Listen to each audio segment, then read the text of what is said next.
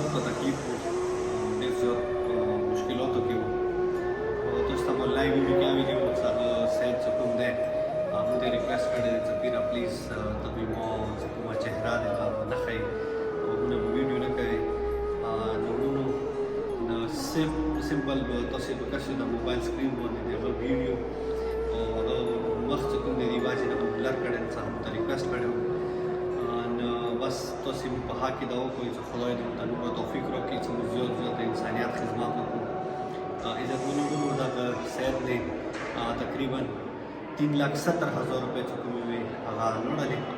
دې کې وروڼو شکر الحمدلله چې ټول اپریشن خرچه وه 3 लाख روپۍ هغه صحت کارډ نه وشوله.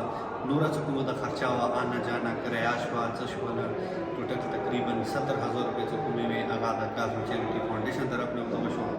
نو زه د خپل څومره مو ډونر دی هغوی زه ډېره شکریا ادا کوم. خدای د هغوی د اجر ورکړي، خدای د هغوی خپله بیماریو له ذریعو نه محفوظ وساتي. چې څوک د کاظم چیریټي فاونډیشن کې چې یتیمانو غریبانو مسکینانو خاص کر بیا داسې کسانو مدد کوي چې هغوی مثال خدای نصیب چې اسرانه وي.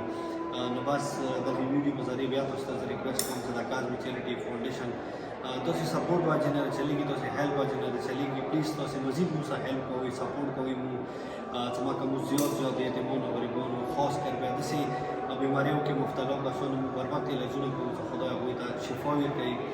ډېره مننه وروڼو، خوشحاله آباد اوسئ. مو سید نجیب طرف کې اجازات مهرباني. السلام علیکم ورحمة الله.